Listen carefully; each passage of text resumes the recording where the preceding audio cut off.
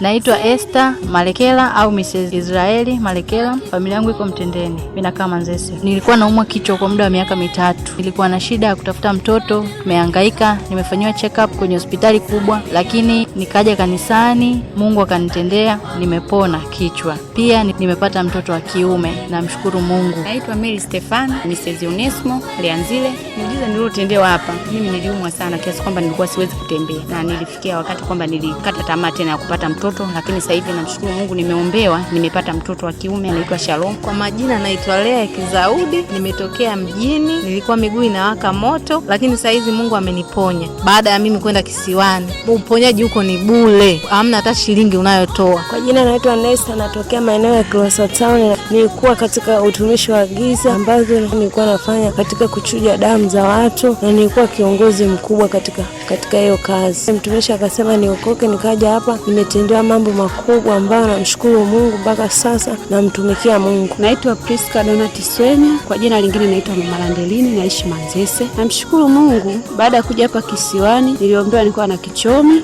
kilinisumbua muda mrefu, Mungu akanifungua, na nilikuwa na mapepo pia, Mungu alinifungua. Niliombewa na mtumishi Timotheo Nyanga kisiwani Mtendeni. Kwa sasa niko vizuri, nipo huru, sina kifungo chochote. Namshukuru Mungu sana. Ni Mtume Timotheo kutoka huduma ya Mwili wa Kristo Mtendeni kisiwani kwa Komba, ni hapa mjini Kilosa. Anakukaribisha katika huduma za uponyaji na kufunguliwa katika vifungo vya nguvu za giza. Ni kila siku kuanzia saa 10 kamili hadi saa 12:30 jioni, na siku ya Jumapili ibada inaanza saa 4 asubuhi hadi saa 7 mchana. Usikubali kuteseka, uje ukutane na miujiza ya Mungu.